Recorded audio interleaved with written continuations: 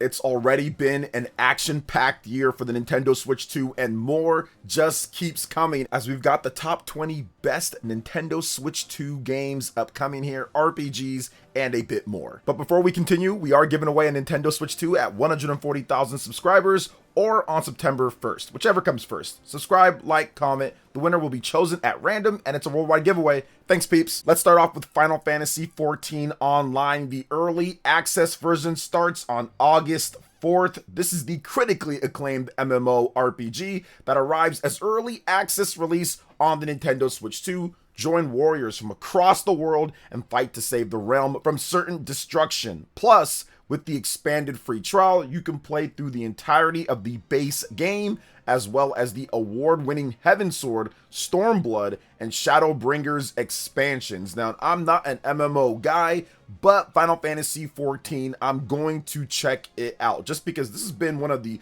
longest running, best MMOs on the market for a while, and there's so many good things that the fans say about this. If there's one thing that you can say when it comes to Square Enix, is that the MMO or Final Fantasy XIV fans really love this game, the amount of content you get, and what it's done in the MMO space. So it finally coming over to the Nintendo Switch 2 is absolutely a good thing. Next up, Beast of Reincarnation on August 4th. Now, this is not a Nintendo Switch 2 game, but it is an action RPG hybrid that I'm very excited to play, and I'll be picking it up on August 4th.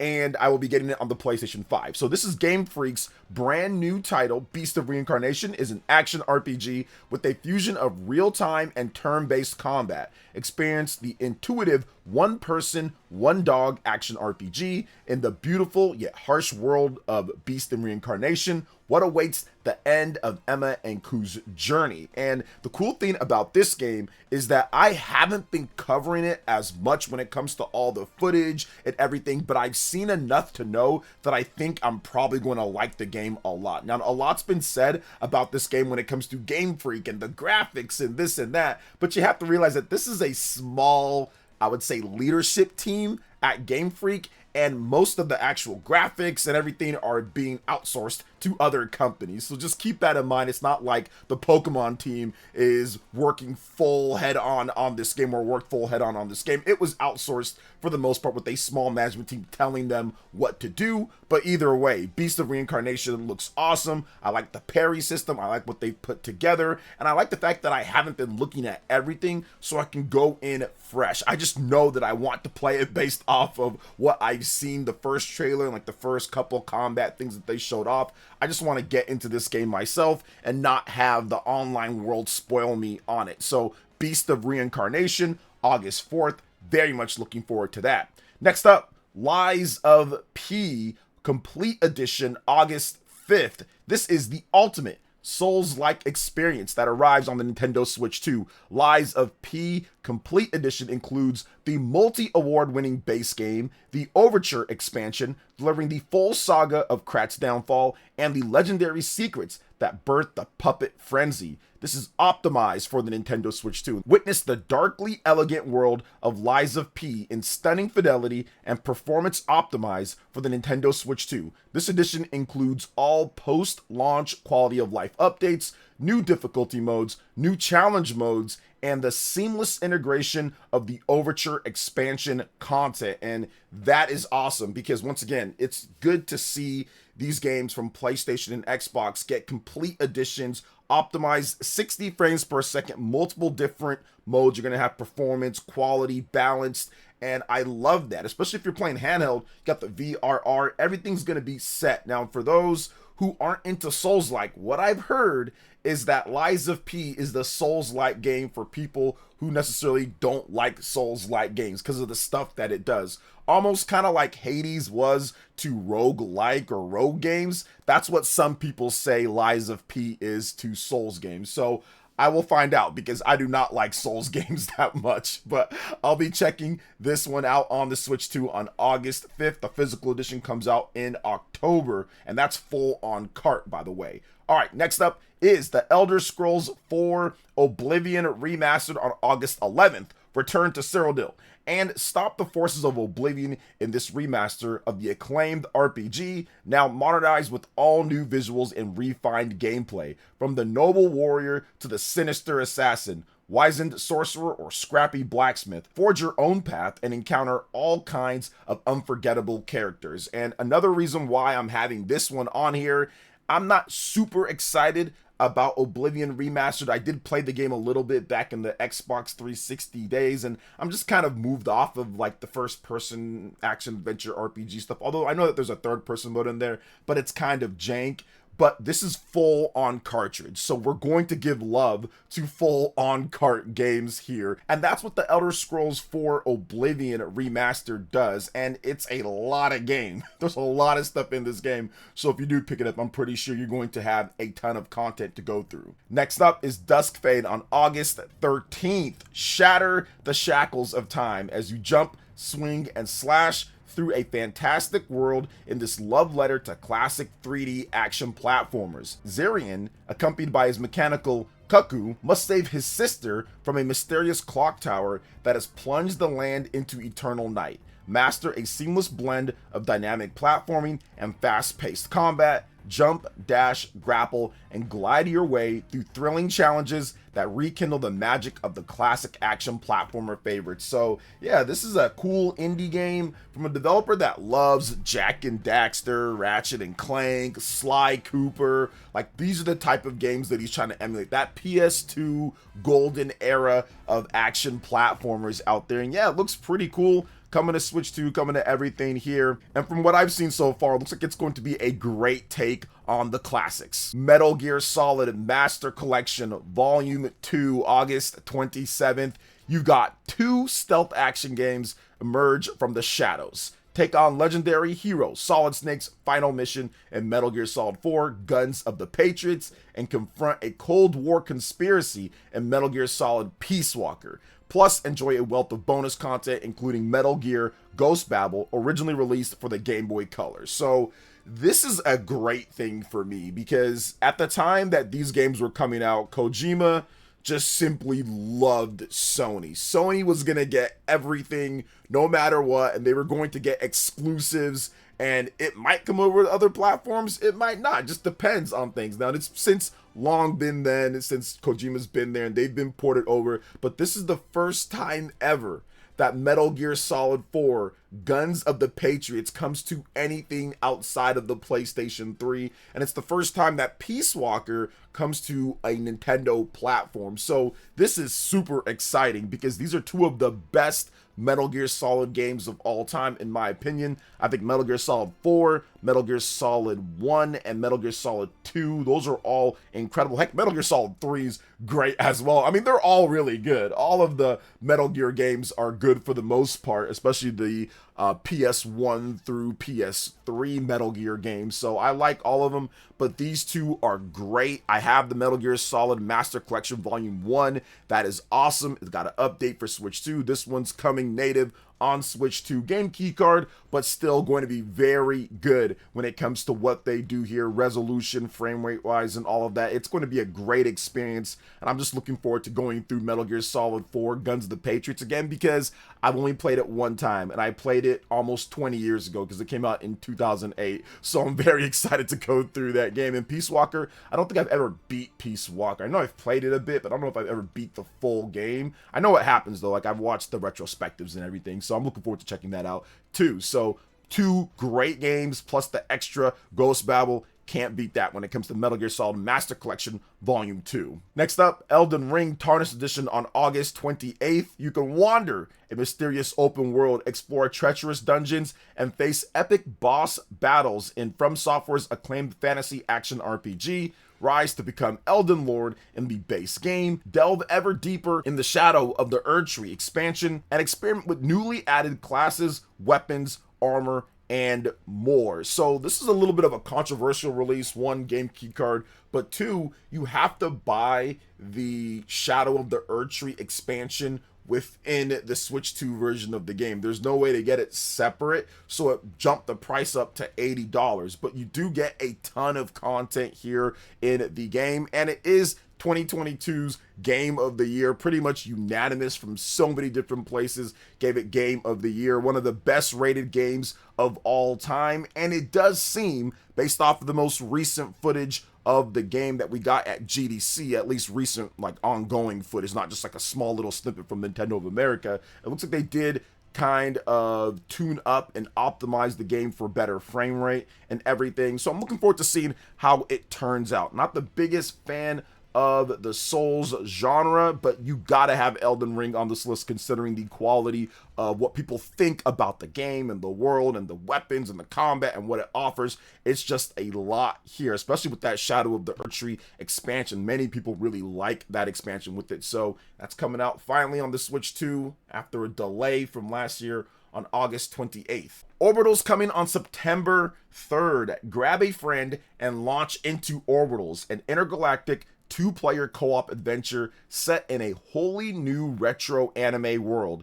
Team up as Maki and Amura, two inseparable explorers with a whole lot more determination than experience. You'll brave the perils of space in search of help for their crumbling station home, now trapped within a supernatural cosmic storm. So I'm very excited about this game as well. Orbitals looks awesome. The retro 80s/90s anime aesthetic is just heartwarming. It's just got a charm to it. It's built specifically for the Nintendo Switch 2 co-op play, and there is a bunch of cool game share, online game share, local multiplayer. So teaming up with someone is easier than ever. If someone just buys one game, you can pretty much play with a friend and game share, and they can play because it's a required co-op game. But I love what they're doing here. Some of the media that's gotten hands-on with it before states that it's one of the most unique and innovative and best co-op games that they've played, even in the world with It Takes Two and Split Fiction, No Way Out, all these really cool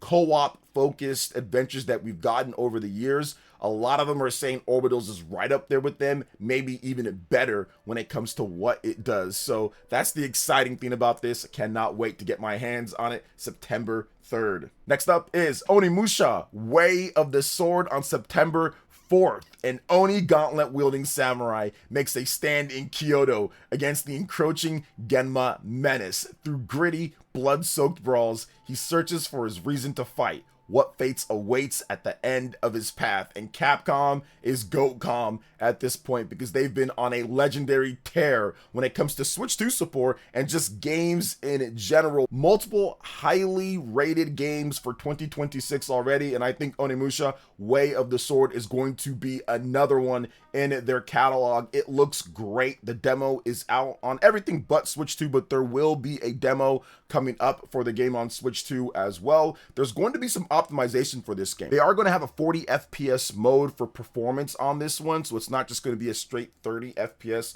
like we saw in the trailer. Switch 2 version also has motion controls, so we'll see how that works out. Onimusha is a legendary franchise that started on the PS2. It's been gone for quite some time now, but it's back. So I would be very happy if this game did well so we can continuously get Onimusha games, so we don't have to take like a 20-year plus break when it comes to Onimusha again, because it's a great franchise. It just kind of went away for a while due to lack of sales, but now it's back with a game that just looks absolutely incredible and coming portable to the Nintendo Switch 2. So that's awesome on Capcom's part. Onimusha Way of the Sword, September 4th. Next up is Fire Emblem Fortune's Weave on September 17th, and this is my most anticipated game for 2026, where you enter the heroic games. Worthy fighters from all over the land have come to Daggeson, the capital city of the Dagdan Empire, to complete in the heroic games for the chance to win one wish.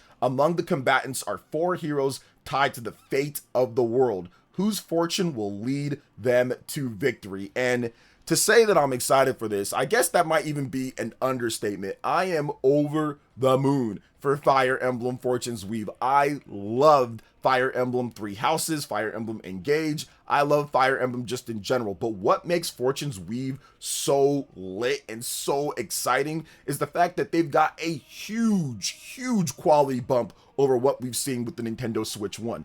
More details, cool characters, an extra path when it comes to 3 houses. Now we've got essentially 4 houses here. The ties to 3 houses, story-wise, are going to be great. So this is in the game. Combat looks even more refined and better, runs better. A lot of different characters, dialogue and story look fantastic. Everything about Fire Emblem Fortune's Weave is just super exciting. They're fully taking advantage of the Nintendo Switch 2 and having this type of strategy RPG anywhere that you want, because you know there's going to be so many playthroughs and there's going to be so much side content and extra things to do. It's almost a required thing, in my opinion. If you have this type of game, it's like a requirement that it comes native portable. So having it on the Switch 2 is really cool. I'm looking forward to Fire Emblem Fortune's Weave. I am going to play the heck out of this game. It's going to be hard to be productive on the channel. So if there's a dip in amount of content that you get here around September 17th, you guys know what I'm doing. Same day on September 17th is Trails in the Sky's second chapter. Turn the page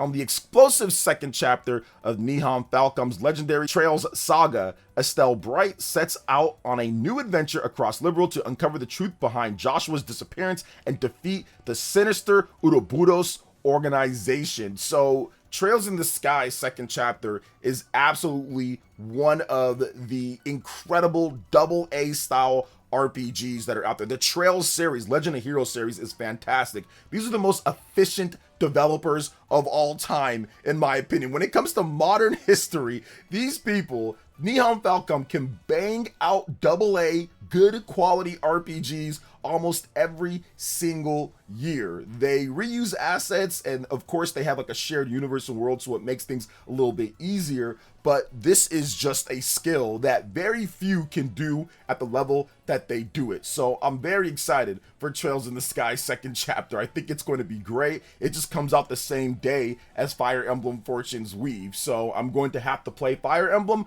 but you better believe that I'm going to be supporting them day one, because we've got a full on-cart physical edition on the Nintendo Switch 2. So I'm supporting that ASAP, and shout outs to Falcom for getting that done. Next up, Rayman Legends Retold October 1st. Embark on a bold reimagining of the beloved platformer with new visuals and a retold story. Play solo or in up to 4-player couch co-op. Explore a mysterious new realm, jam through new musical stages, and more. So this is a remake or reimagining make thingy of the original Rayman Legends from 2013, and that's awesome. Rayman Legends is a great game. It's one of the better platformers of all time, Metacritic wise, and what a lot of 2D platformers fans think. And I'm happy that it's actually coming back again, because I want to see Rayman come back. And they stated that if this game does well, maybe there will be a new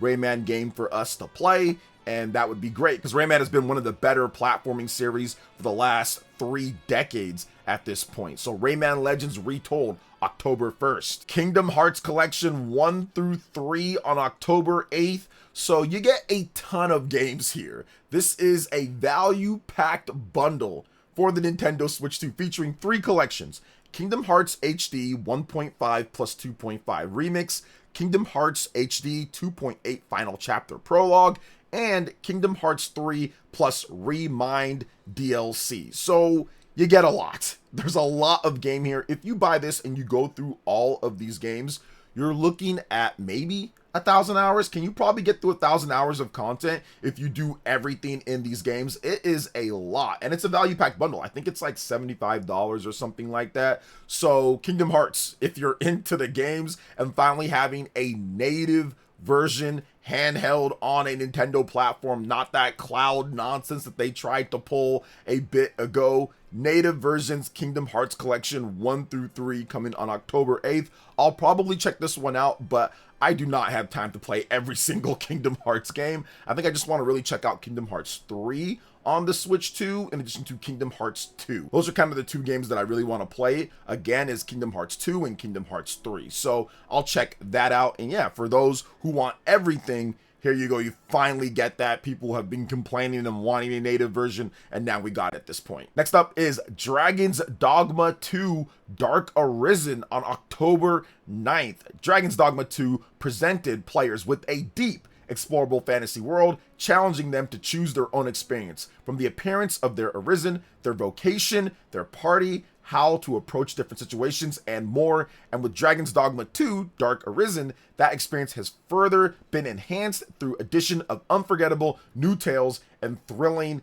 encounters. And the Switch 2 version and them doing this optimized it to actually make all the other versions a bit better according to the developers, and it looks like they've got this version on the Switch 2 running fairly decently as well. So I think that it's going to be a great experience when it comes to it, and getting the complete edition of the game on the Switch 2 is nice. There's a lot of content in this game, and it's one of those titles that's going to take you a while if you want to do everything. So once again, having a handheld or portable native version of the game is definitely a good thing. And there's just so much stuff to go over when it comes to the character creation, your pawns, and kind of what you're doing there, how you can recruit.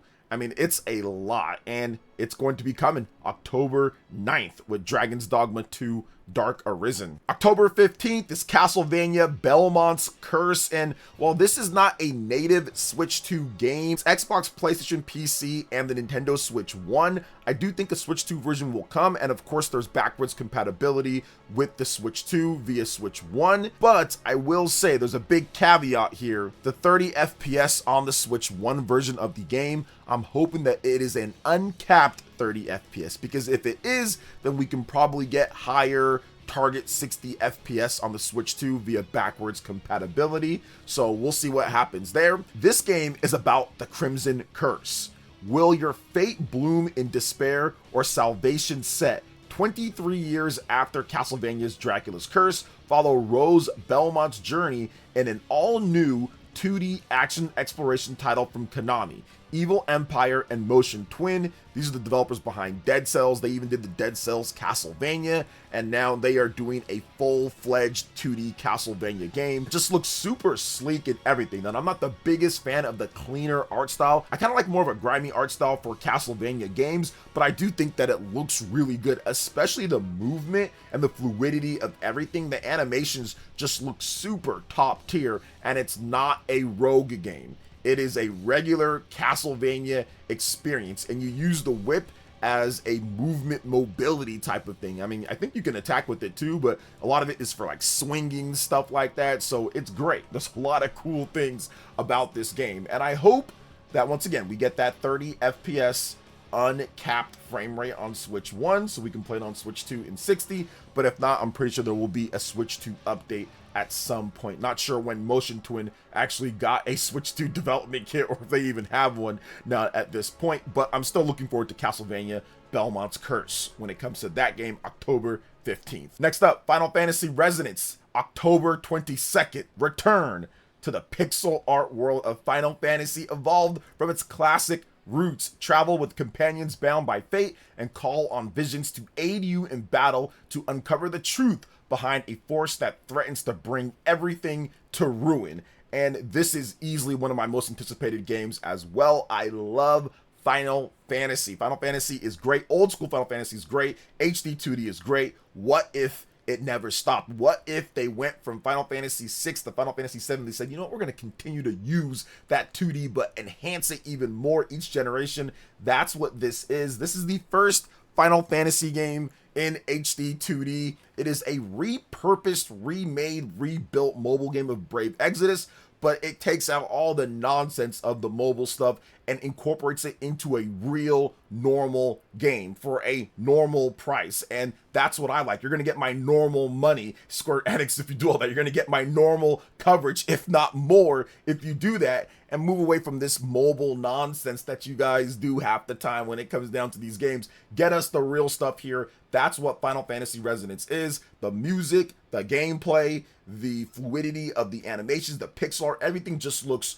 so great. This is what we want to see, and I think this game's going to be very successful, and you never know, maybe this influences them when it comes to turn-based in the future with other mainline Final Fantasy games. Nintendo Switch Sports Resort, October 22nd. This game is going to be a blast with family and friends, so get up and move in 12 motion-controlled sports. Gently swing your racket, pull back and aim like an archer, and more in 12 sports with intuitive motion controls. Move together in sports like bowling and basketball, duke it out in boxing, and even battle with one thumb in thumb wrestling. There are lots of ways to compete and have fun together. Explore the island getaway using Joy-Con 2 mouse controls in skateboarding, steer across the waves in power cruising, and tilt the controller to fly around freely in prop plane. Create and customize your Sportsmate or Mii characters that look really funny this time around with the Mii's, and jump into the fun online or offline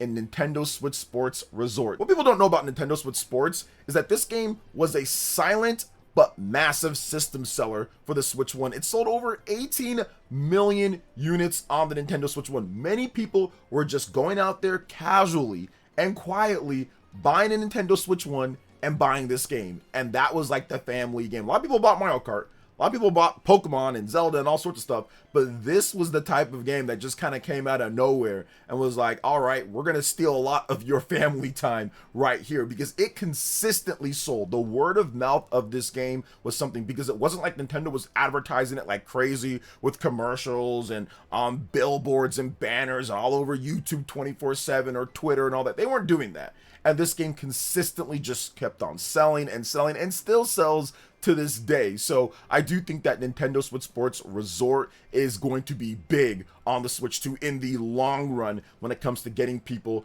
to pick up the game. So I'm looking forward to playing it with my family and friends on October 22nd. And while this game, Stellar Blade for the Switch 2, doesn't have a release date, I wanted to mention it because it is supposedly releasing this year in 2026, and it's a great game. I played it on the PlayStation 5 back when it came out in 2024 and had a blast. I thought it was really good. Didn't do everything in the game. This Switch 2 edition probably is going to come with all of the DLC, all of the updates, everything kind of packed in, and it does seem like it's running pretty good from what they've already shown off. So Stellar Blade should be a great addition to the Nintendo Switch 2 lineup in 2026 if it launches this year. Also have to mention the Duskbloods. It's still set for 2026, but I have no idea, or nobody really knows when it's coming out. There is a network test that's set for this month in August, the time that I'm recording this video, so hopefully I'll get into that, but we haven't really seen too much gameplay or know a lot about exactly how this game is going to play out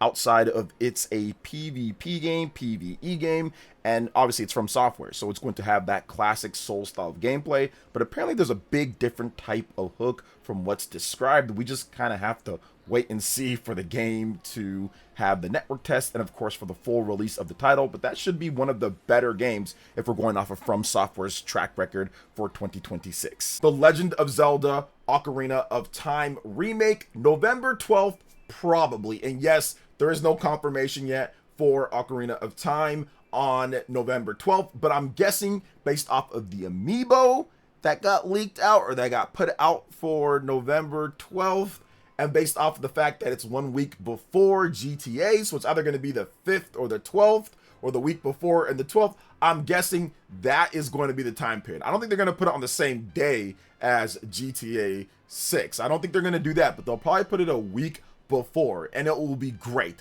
because it is the N64 classic, one of the highest rated games of all time, that returns for a new generation in 2026, reborn exclusively for the Nintendo Switch 2, which we did get a snippet. We haven't gotten any actual like gameplay in motion, but I do believe that that shot of Link is real time. That's how the game is going to look. It's not just going to be a cutscene with heightened graphics and everything. That is how the game is going to look. It is going to have a tone and a style that we have probably never seen before in the HD era for The Legend of Zelda. There's been nothing outside of maybe that tech demo on the Wii U for like the Twilight Princess thing. Like that's probably the only time that we've gotten an art style even somewhat close in the HD era to what Ocarina of Time is going to do. So I am very excited to see how this plays out, right along with Fire Emblem Fortune's Weave. This is like my most anticipated game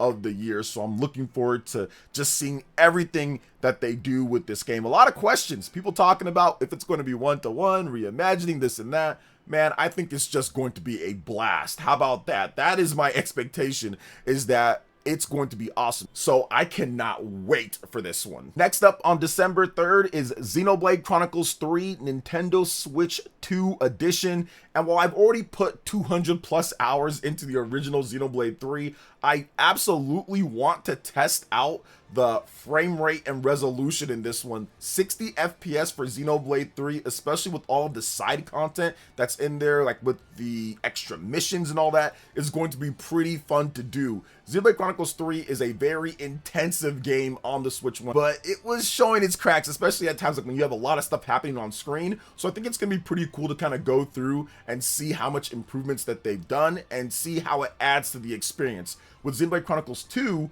Nintendo Switch 2 Edition, the new Merc Assault missions are very fun, especially in the 60 FPS, so I'm guessing I'm going to have a lot of fun doing some of the side content and extra things in Xenoblade 3, and if you've never played Xenoblade 3, it is the perfect version of the game to get, because Xenoblade Chronicles 3 plus the future redeemed content, all of that in 4K upscaled 60 FPS, that is something that I absolutely want to play, especially Future Redeemed. I might go through and play that game again because that's like my favorite Xenoblade experience is Future Redeemed, so I'll probably go through and play that game again in the 60 FPS. All right, and for the last game, Dragon Quest Monsters: The Withered World on December 3rd. So in this RPG, you befriend monsters from the Dragon Quest series, raise them up, synthesize new creatures, and pit them against other monsters in battle. Join fledgling monster wranglers Bianca and Nera as they set off on an adventure